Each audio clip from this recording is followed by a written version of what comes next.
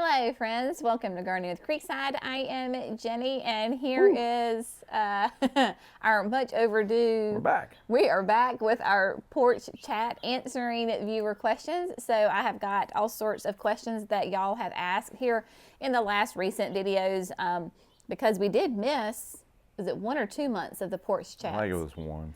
I think it was 1 month. And really that's just because life has been moving incredibly fast. As it is, this is really kind of, now that we're into April, this is the height of the spring sales at the nursery. And so it's... Yeah, we hit the height this past Saturday, or that whole week, Wednesday through Saturday, which is a good note to stop and pause, is that hours are Wednesday through Saturday, 9 to 3. Now, what did I say?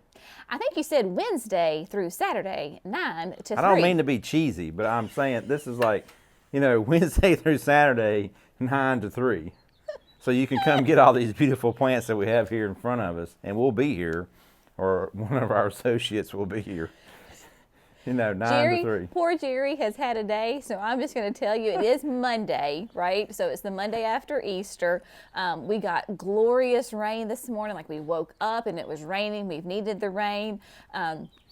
I didn't have anywhere to go today, so hence the comfy outfit and no makeup. I'm like, I am just going to embrace this one day that I've had for, it's been a long time, of staying at home and doing things, still being productive, but not having to go anywhere. And poor Jerry, he's been through the ringer today, and so if he's a little extra cheeky. There may be less filter, and you know, we all have a filter. But my filter is coming off, folks. Right. But we want to get into these inspiring plants. Yes. We want to get you fired up about we do. hanging baskets. They're in full glory right now at Creekside for sure. Right, because y'all came along with us when we were planting up these baskets back in February. That would have been February. February, and you saw us. These are the 16-inch cocoa line baskets. These are the recipes from Proven Winners. This particular one is Living on the Edge, that has Royal Velvet, Dreamsicle, and then really red Supertania in it. So when I tell you, right, back in February, that we grow our baskets big, we grow our baskets big. Yeah. And this one's hard to see. It's down at the bottom. That's Grand Traverse. Look at that. That's another really, really popular one. It has the Supertania Black Cherry, Supertania Bordeaux, and Supertania Fuchsia? Fuchsia, Paradise, one of the two. Fuchsia, Vista on the back. It's on the back. It's on the back. So yes, so we grow baskets really large here, and they're glorious. With this 16-inch, you can just leave it as it is, and you can hang it on your porch or wherever. So we have got tons of beautiful baskets for our customers that are coming to us. I will take this moment to gently remind you that we do not ship. So there you go on that. Yeah, and I'd give a tip out to, if you're, you know, in Idaho and you're going to your new garden center that has all your nice Proven Winner plants and baskets, is if you see a combo like this, if it's in a 12-inch, great. Maybe you need to think about investing in a cocoa liner 16-inch basket or 20. The bigger the better. The bigger the better. Go for it, because the longevity. Bigger container means more soil, means happier plants in the long run. Yeah, our baskets that are in these 16-inch, that are premium, nice looking, as compared to the ones that are in the 12-inch. Well, even our 10-inch green baskets. Yeah, the 10-inch, right? yeah. Yeah. So definitely on your plants, go big or go home, on your containers rather. And I just want to help you with that. I mean, right, it's a tip that we have learned, because I personally struggled for years. We're sitting on the back porch because the front porch is in full sun right now. But I struggled for several years wondering why I couldn't keep my petunia hanging baskets past June. And it was because my pots were too small. And once we moved up to a bigger container and putting it on drip irrigation, man, they last all the way through November. I mean, at some point I'm like, okay, I've had you for 6 months or whatever it is. I'm ready for something new. But yeah, and so also we have had so many wonderful customers and visitors from social media come to the nursery every weekend. It is somebody different, and not even every weekend, it's every day. And my mama has gotten so funny. She's like, okay, well, who was the furthest this weekend that came to see you? So right now, our record holder would be this weekend. Sweet family just outside of Ontario, Canada, Barrie, Canada, I believe it was. So they came down to see us. Their daughter was actually moving to South Carolina, and they were traveling back and forth, and so they spent several hours with us, and it was really fun. So we have people all the time, and we had Nebraska and Idaho and Ohio and Georgia and all sorts of fun places. So if you come, make sure that you tell us, and we'll put a pin in the map for you. And there was, even in Canada, where these sweet folks were from, their town was on there, so they have a pin in Canada. Right in there. But with people coming, we've had a lot of people that one of those last nursery tours we did, where we held up this little combo right here. Yeah, a lot of people want to have, and we're going to get to some questions in a minute from YouTube. It's just been so long since we've had a chat with one another. We just want to get caught up with you. Yeah, and they'll ask questions about, or we'll have customers ask questions about how to combination of plants or putting things together. This is a great one for the landscape. We actually saw it at Pleasant View. We did. So what it is Not quite this one, but yeah, I mean, but it was inspired from that. So first we have the new Supertania Vista Jazzberry, which has been extremely popular, and rightly so. It is a beautiful, deep purple, striking petunia in the very landscape. striking. It's going to stand out. It is, and we're going to use this in mass quantities in our landscape. So very good choice. So your jazzberry will be kind of your spiller, and if you're doing a container or in the landscape, of course it'll fill in. This is Diamond Snow. Diamond Snow is nice and tight, a nice big solid pop of white. And then we have the Plum Dandy, which is a beautiful foliage plant. That nice rich purple color. I mean, you put that together, it's just stunning. It really is super nice. I mean, it's a great plant. I mean, I think you can. I think this definitely jazzberries in the front. I think you can intersperse either one. Their other measurements are sort of kind of close to one another. They are, and one's not going to overtake the other. And somebody did ask. Somebody did ask that. And remember, don't be afraid to prune your containers, right? Just because you put the plant in there, you have it in a hanging basket, doesn't mean that you never can prune it. You absolutely can. I find it hard to think of an annual that doesn't respond well to being pruned. Yeah. Even the euphorbia, because we accidentally, it works. So anytime that somebody starts to overcrowd somebody else, just cut them back, and it'll work just well. And then of course the Picasso in purple. Yeah, this is a very popular one for us, especially in baskets. We'll sell a lot of purple and Picasso. Picasso in purple is actually the name. Right. We get it backwards sometimes, but with the little light green outline of the purple that grows, as you can see in this grande here, it's just nice and tight and compact. It sort of stays that way in the basket. I think that's why a lot of the baskets sell real fast, because they're just nice and round like these big ones here. Yep. And people just love that color. I have folks that come and just pick up flats of this one right away because they know they go fast. They do. Okay, anything else we want to talk about? No. I mean, in particular, plants-wise, I mean, like nursery update. Talk about pouring concrete here pretty soon again. So Jerry has gotten bit by the concrete bug. So they're going to pour concrete into. If you will remember when we took down the 2 greenhouses at the nursery and we combined it to make the dry storage up at the production area, that's where we're going to pour the concrete because, one, there is a water issue that when it rains heavy like it did this morning, water can flow in there, and we have our folks working in there sometimes, and they were... Yeah, we kind of foresee this unit as more of a production area for, because the potty, we have a new potty machine coming if it will ever get here. Right, we haven't talked about that. So. Yeah, so it's actually going in there. So this concrete is important to kind of make all that work well. Right. Yeah. So so we have purchased a potting machine. Don't know when it's going to get here because of like everything else. We too are waiting on we're things. waiting on that recipe. So we'll talk about more of that later. But so that's where the potting machine will go because it's obviously right there at the production area and it needs to be on a level surface. Yeah. So that's where it's going to go. So it just makes sense to go ahead and put in the concrete there. So if there's anything that you can think of at this moment. No, in the morning I look at this combo, I'm like, I want to switch the entrance bed. We have a design already for the entrance bed. As long as we have the plants. I know, but we'll still have to have some taller stuff. But yeah, go ahead. Let's see. All right. So what we're going to do is start with, of course, your viewer questions, and that we are going to then answer them.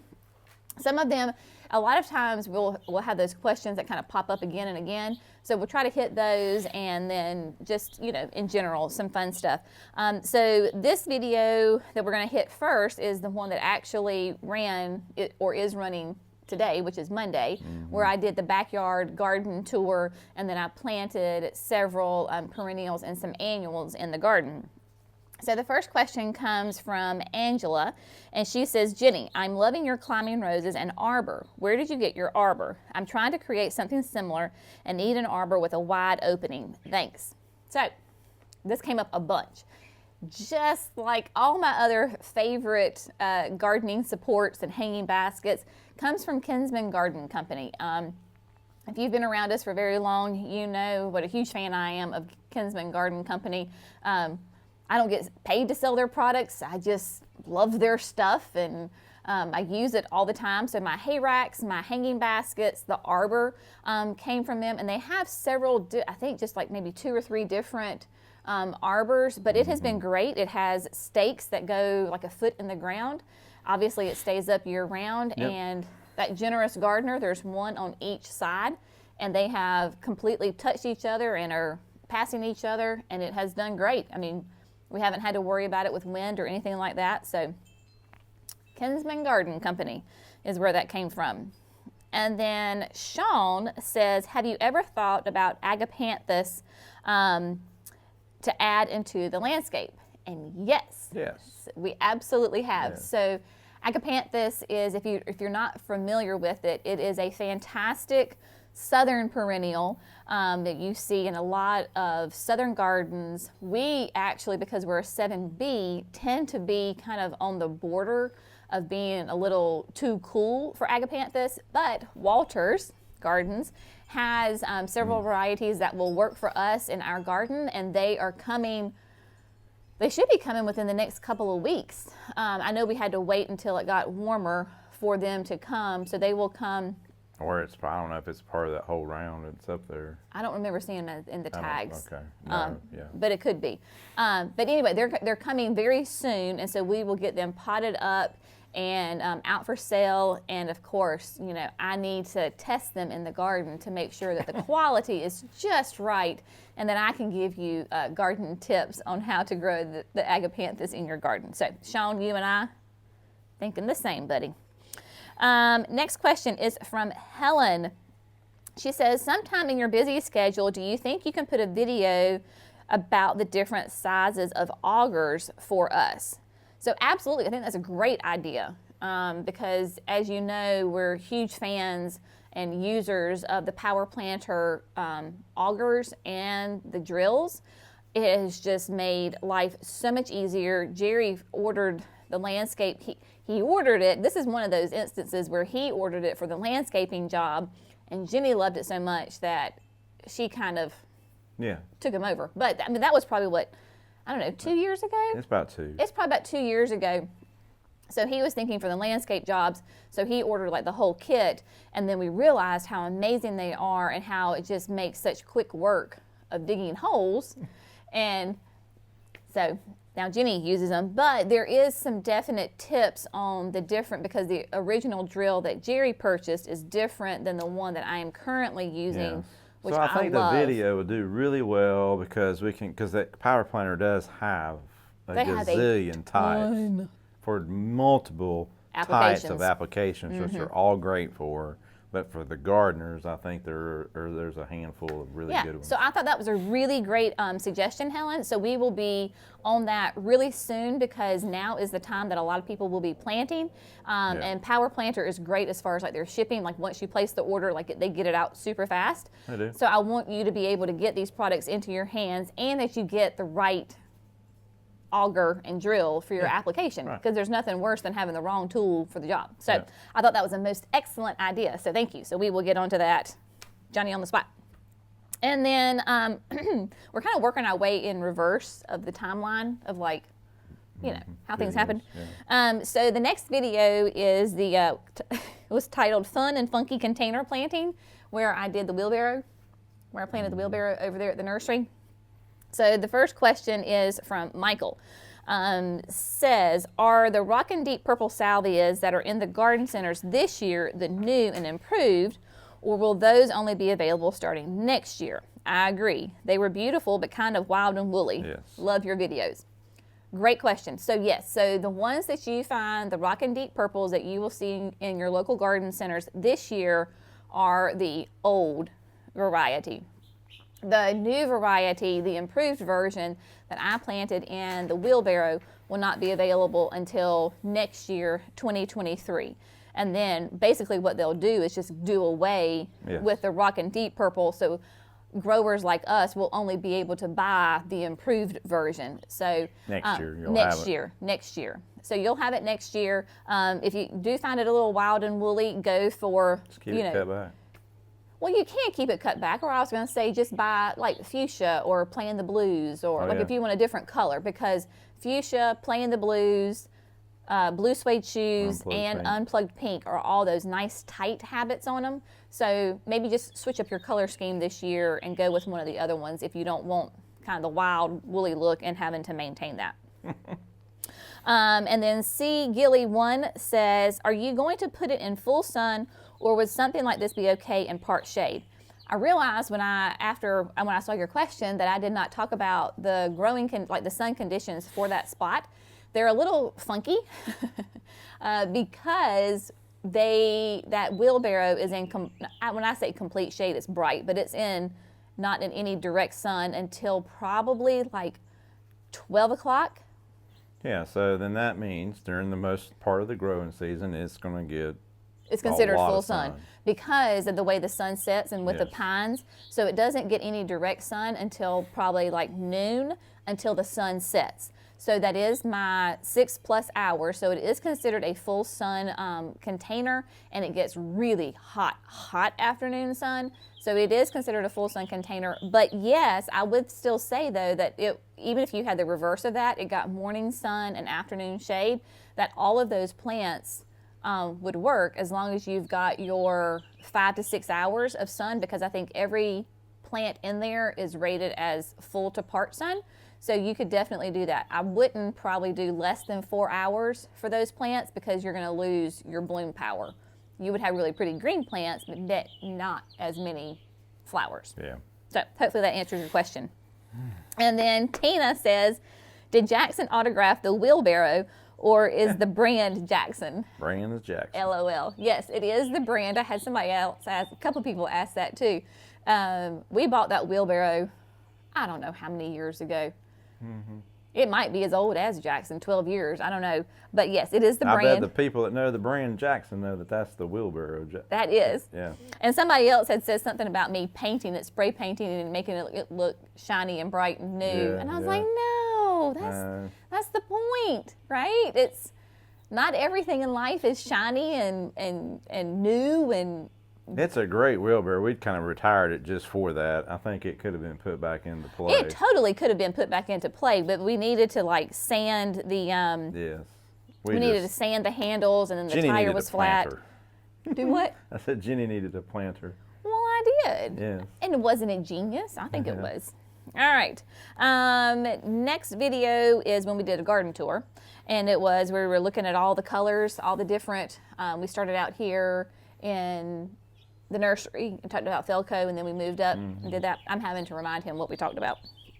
And Beth says, it's go time, yay. Yeah, it's go Are time you now. planning on having that food truck there again? Hope so. Yes.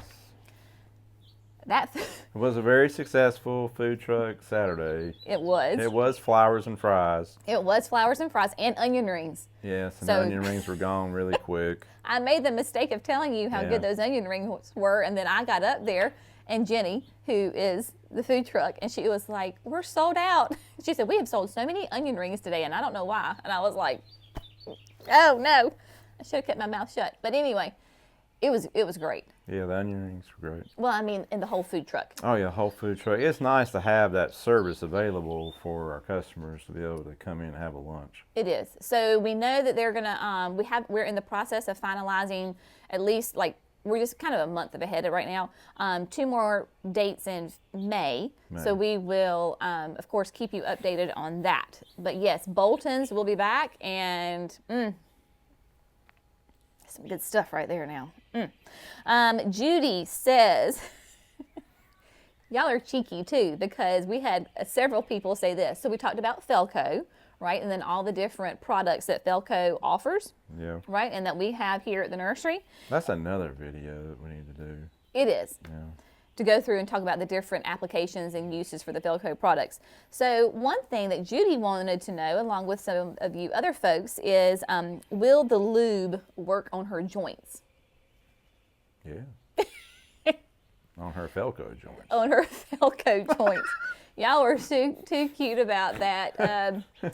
Probably not quite how you want them to, but I will tell you this though. I was, before I did the backyard tour and planting those plants the other day, I pulled out my Felco clippers, and it was the number 14, so it was the smaller ones, and they were dirty and a little gritty, and so I mean, this goes back to, Felco is providing what is the lube and so the one's cleaner. it's the cleaner, and then like the oil, like the oil. So thicker lubricant. They've gone through and have found that this is excellent stuff to keep their equipment clean. Right. Which think is of all the science necessary. behind it. It's absolutely necessary. It's just as necessary as, like here at the nursery, we have several fertilizer products that we count on and that we know that produce flowers like you see in these baskets.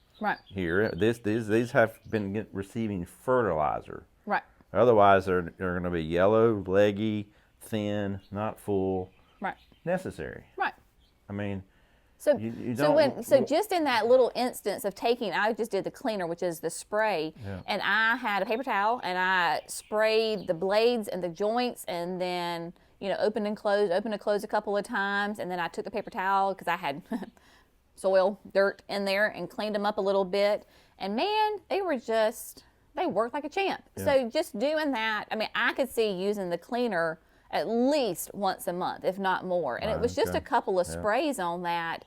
And man, because before I did it, you could feel the grit in the clippers. So and then it afterwards, keeps the clippers nice to lubricate. it does. And it takes off the sap, and it takes off the dirt. Like it's a cleaner and a lubricant all in one. Okay. And it keeps them from rusting. So and if you are, and you've probably seen it in other videos, Felco did give us a special code. right, and I'll put it there. I just thought about that. Oh, that's true. So and I have it all in our video descriptions, but if you can't come to the nursery, you can go to Felco's website. I'll have it all linked here for you, and use the code GWC10. Gives you a You will discount. get 10% off of your order. So whatever it is that you order from Felco, you'll get 10% off your total order. Yeah. So be sure and use that coupon and save you some money. Yeah.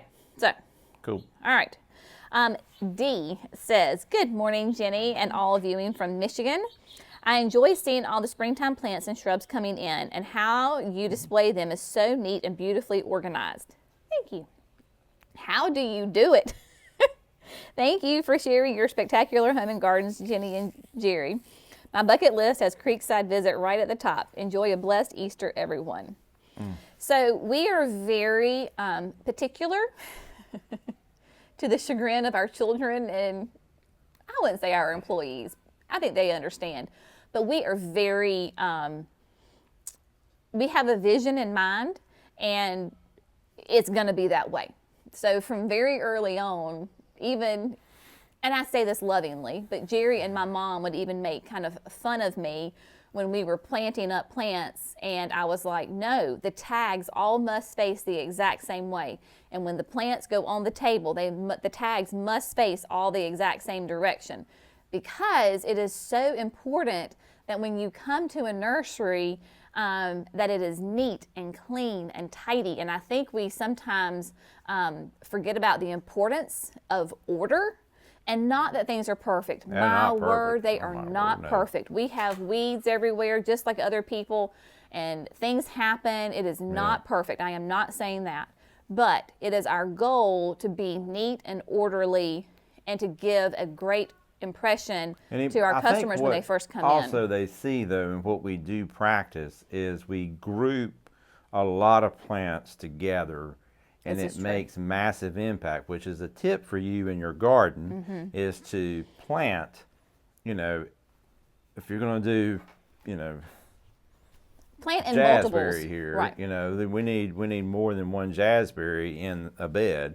You just make a jazzberry bed, and it's going to make a big impact, which I think then people equate to at the nursery when they see that it's just all nice and neat and tidy. Right. It flows I think well. it's pleasing to the eyes. Not that you can't mix things up. No. People like to do that, and that's your garden, and you do what you need to do. And I do tell people as a tip, though, it's like when they're creating a bed, and I'm like, is this a high visibility area, and do you see this from a big distance? Yeah. If you see it from a big distance, which a lot of things happen like that here because we have such huge spaces, like Jerry said, we don't use a jazzberry. We may use 7 jazzberry because it makes a huge impact and you can see it from a distance. So when we lay out tables, we try to put all of the jazzberry together, or create, like we have a table of all jazzberry, all diamond frost or snow, and then the purple dandy, and the 3 separate tables. What is it? Plum dandy, sorry. Purple. It's purple. But it makes a nice display, and it looks nice and neat and orderly. And I think it's easier to shop, which is the key. It is. They can see the plant. You can see the plant. Yeah. The next video that we're going to talk about is planting the can-do hydrangea over at the nursery. This is where I took out the Invincible Ruby hydrangea and put in the can-do because that was just the wrong growing environment for the Invincible Ruby, and I think can-do will do a lot better. So Eric's asked in that video, how are you, when are the first night grass and teacups going to be available? So the main question is about the grass and the teacups. So coffee cups, we have coffee cups this year. That is from Proven Winners. They are available and ready now. So they are in grande containers, so you can come and get them. Yep. So yeah, those are good. And then the first night grasses, we overwintered them in the unheated greenhouse. And they have new growth coming on them. They are available. I mean, we sold 3. We sold 3 on Saturday, so we can go ahead and sell them because they are a hot weather loving plant. That's why we held them over in the greenhouse. It's unheated greenhouse. And so they have new growth on them, and so we'll probably just bring some on down, you think? Yeah. Sounds good to me. Yeah, because today and tomorrow are going to be hopefully our last cool nights. I think tonight's like 38, tomorrow's like 35. So hence why we're in like sweatshirts and everything. But yesterday Michigan's getting the snow. We're just cooling off. And we're cooling off. Had nice rain today. Yeah, yesterday, man, we were. It was toasty. It was lovely. So anyway, they are available. Short answer of that. Next one is from Nicole. That's a beautiful plant. Do you not have to water in the fertilizer because you get regular rain? If you don't get a lot of moisture, should you water in or just place mulch back over the plant and let it go in naturally, like with the drip irrigation? Yeah. That's probably a dumb question, but I tend to overthink things. There's no such thing as dumb questions. We are here to help. So when I did the hydrangea, I went ahead and applied some rose tone around it. If you will remember in that video, though, it was like a misty, rainy day, and I did not water, per se, that hydrangea in. If it were not a cool, cloudy, rainy day, then yes, I would have watered it in. I just gave it a drink of water the other day. Yep. So again, it just depends on your situation and where you are. But as a general rule, yes, when you plant a shrub or a perennial or any kind of plant in the landscape, you want to go ahead and water it. Again, I don't always show you those exact steps. Sometimes I think maybe it's understood that you need to give plants water, and I don't always show it to you. But it's not a dumb question. So I just watered it in as it needs it, and then that will soak down into the soil. Yep. Okay, then moving on to planting a sun-loving container. This is where I planted an Aquapot, and I used those Proven Winners annuals in there, and we planted up that Aquapot over there in the pines. Oh, yeah. Yeah, and that thing is rocking. It looks really good. I'll throw up a picture so that you can see how it is progressing, but within just a matter of a couple of days, they were already starting to take off and fill in. So I think on Saturday I saw there was no visible areas where you could see the soil. All right. Carolyn says, can you compare and contrast the Aquapot watering system with drip tube watering? Which is more efficient, effective? When would you use one over the other? Well, that is an excellent question. It is. I don't know that there is a absolute, there could be some, if you have an Aquapot, the Aquapot is going to solve a lot of the problems. It does. From the way some drip tubing is laid out, because you're getting sub-irrigation from the bottom, so the water is evenly distributed in the pot, feeding the roots and so that way the roots can then feed the upper part of the plant and give you beautiful flowers. So it would be probably the best as far as pots. Yes, as far as containers go. Containers go. Now we're going to have hanging baskets across our porches, and we're using 2 different types of systems to do that. Where it's dripping the water in the system. So it just takes it a while to. That's just a different way of irrigating. It takes a while for that to soak down. Slow. Right. So you have to let it run for a longer period of time. Right. So it really just depends on we have both, right? So we have Aquapots of containers where it would be more difficult to get irrigation to. For example, I have an Aquapot at the gate. Yes. So there's no. We're not running irrigation up there. So the winner there. So the Aquapot is the winner there. On the other side, we're back here at the back porch in the patio, and I have my 2 Weston urns from Unique Stone. They're not an Aquapot. I don't want an Aquapot there. She wanted a different style there. I wanted a different style, so we went with the Weston urns. So we're going to, and we'll show you that when it comes time, but we're going to install drip irrigation for them, because if we, it's not an Aquapot, and the only way it gets water is if you hand water it, or if you put it on a drip irrigation. So I don't think, it's not that you were asking this, it's not an either and or, but it's maybe situational. I think, honestly, yes, situational, and that both of them are the best ways to irrigate. Oh, most definitely, So as opposed to have to hand water. Because most people with hand watering, they think they've given it enough water, and it may have gone that far down your pot, and your pot's this big, and you just did this, and you have roots all the way to here. Right, you're not giving it enough water. It honestly takes a while with the wand, to get the pot to really soak it up, and even when you do see the water come through, it still did not give that peat that's in there. Especially if it was dried out. Yes. If it's dried out, then you have to re-water it multiple times to really saturate that soil. This is what we tell folks, and I think this is why we sell a lot of Aquapots here, because we're in North Carolina, it's hot, everybody understands how to water containers, and it's hard, and these work. They do. So, they do. They do. Tracy said, gorgeous arrangement. Are the Aquapots heavy? I have not seen them in my area. I would love to get a few, but I am concerned that I wouldn't be able to muscle them around the yard, which is a very valid point. So I will say that, and we're talking about when there are not plants in them, right? So because they are. It doesn't matter who's picking it up if it has plant and soil and water in it. No, it's heavy. It is, yeah. I can't imagine anybody like physically picking one up by themselves if it has plants and soil and water in it. It was not fun. I did it. Was it a small one? It was that one you planted in the video. I went up there and got it myself. But put on a wagon. But I only had to go up like 12 inches to you the put it wagon. on a wagon and then carried it in. Still, it is extremely heavy when filled. When they are not filled, I can pick even the biggest ones up by myself for a small amount of time. It's much easier for the big ones if you have two people, because you can both get a handle, you know, two hands on it, and you can walk it. So that's the best way that I would recommend to do it. Yeah, most people have said once they picked one up here at the nursery, oh, that's not that heavy. No, I mean, they're not cheap. They're not going to blow over. Yeah, they're heavy duty, but they're not heavy like it's you're going to have to lug this thing around your garden to get it started. That's not there. But the two big ones, I would say, They've got as a some weight to general, them. they have some weight to them. And as a woman, I would want somebody to help me, even if it's just like another child, like Megan, you know, like our kids, right? Our teenagers, they can easily do it. Two people together. The small ones are simple. I mean, you just pick them up and move on down the road. So a trick would be a wagon too to help you, a little short wagon. Yeah.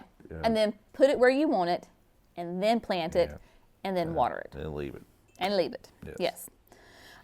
Jackie says, "Hi Jenny, are you still going to put compost down first and other plantings? I thought that you had read about this and were going to do this." So Jackie, some things happen inside of Jenny's brain sometimes, and I get going on a project and I forget sometimes best practices. With that being said, there's not like hard, fast rules where you have to do it this way and you have to do it that way. If you remember to do it, great, go for it. The plants will definitely putting the land and seed down first and then the potting soil. Remember, like I did. Oh, I was doing the pot. Doing the pot. Yeah, that's a new practice for us. Right, but I didn't do it in this aquapot planting. Oh, gotcha. I forgot to. I just was all excited and just. Yeah, and we're only recommending to do that land and seed on the top disc of the aquapot. We're not really putting that much of it in there. Well, what she's saying is, like in the hay racks. Remember in the hay racks how I put the bottom third with the compost and then the potting soil on top? I did not do this in the aquapot. Yeah. And I don't know, honestly, in an aquapot, if that compost, would that be an issue because you would have compost and potting soil? Would that affect? What I'm telling everyone is that we like the idea of the compost in there for enrichment when the roots get there, but we are not putting it in the tube. Mm-hmm. It's soil. So that's why Jenny didn't do it. Right, and that's why I did that on the big aquapots in front of the pergola. I put potting soil in first, down the soil tube. Yeah. Then I put in compost, and then I put potting soil on top of that. That's what we're doing, yeah. Yeah. So see, the absolutes are, there is no absolute. Right. Right. I probably just confused the heck out of you, Jackie. I'm sorry. Hopefully that helped somewhat. I think Noellen, I'm sorry, I'm horrible. Good morning, great video. Well, thank you. Quick question. With the aquapots, they do not have a drain hole, correct? Correct. On the bottom. On the bottom. How do we handle a situation where we get 5 inches of rain all at once? How do we drain a flooded pot? So that's an excellent point, because this is why you're thinking how I'm thinking when I tell people, you know, they say they have a container at home. Does it have a hole in it? No. Well, you either put a hole in it or you don't use it as a container, especially where we live. And it sounds like you were in the same situation where we can get tons of rain in a short amount of time and your pots will be flooded. So it is true that an aquapot does not have a drain hole in the bottom. It does, however, have a drain hole on the side so that it will fill up the reservoir with water, either from when you're watering it or when you get a lot of rain. It cannot flood. Yeah. So at the very where the soil disc and the water reservoir meet, right there is a drain hole on the side, and so it'll just shoot out. So when you're filling your aquapot with water, we tell you to fill the aquapot with water until water squirts out the back, and then you know that you have filled it. So that they've taken care of that problem for you. They have. I'm telling you, Jack really, because Jack Barnwell was the one that came up with this, with the idea of the system, and then of course Michael Carr is the artist who designs the pots. So together they collaborated and came up with that solution. Yep. So yes. All right. So I think that's all the questions we have for today. We could have kept on going because, like I said, we have a month and a half worth of videos to go through. But we decided we would just kind of check in with you, even though here it is the middle of the month, to get caught up with everybody and to talk about some things, because spring is just going and has been wonderful, and we still have a long ways to go and lots of beautiful plants available for folks. We have sold a lot of plants so far. We have sold a lot of plants. There are maybe certain varieties and certain plants have already sold out. But like, for example, it was when I did the wheelbarrow, it was the double moonglow osteo that I told you, you know, probably won't go through with the heat of our summer. So the osteospermums are almost all gone. The double moonglow is all gone. So things like that, like cool weather plants, have already gone. We still have got tons of superbells and supertunias and grasses and coleus and, you know, all the things. And where we've been able to, like, we've seen some superbells, or no, supertunias. It was some supertunias that were going quickly. We've been able to then reorder our liners, and we'll have them grown back out in 3 to 4 weeks. Right. In a grande container. Because it is early in the season, and Pleasant View still has those plants available for us. So we have plants coming in this week that will get potted up, and it is warm outside, and then in the greenhouse they'll finish really quickly. They finish a lot faster. They'll finish a lot faster, and so we will have them available. But anything else you want to add? No. Just look forward to seeing everybody in the next couple of weeks, if you haven't come yet. Yes, and I will say too, we haven't mentioned this. I thought we'd go ahead and talk about this just real quickly. For those of you, we are going to be taking a little road trip to Homestead Gardens in June 10th and 11th. June 10th. Yeah. June 10th and 11th. So Homestead Gardens is an amazing garden center in Maryland. They have a location in Maryland, and they have one in Delaware. Yep, 10th and 11th. The 10th and the 11th. I think it's a Saturday and a Sunday. Yep. So we will be going to both of those locations. We'll be in the Maryland location on Saturday, Delaware on Sunday. Mm-hmm. So I will be there. We will be there. I will be given a presentation. So if you are familiar with Homestead Gardens and or in the area, we would love to meet you there. So maybe mark your calendar. And yeah, so we're doing a little road trip, and we'll be there talking about fantastic plants and all the fun things. So yeah, so mark that on your calendar for Homestead Gardens. But if that's it. That's it. That's it. Y'all have a great day, and we'll see you in the next video. Bye, friends. See you.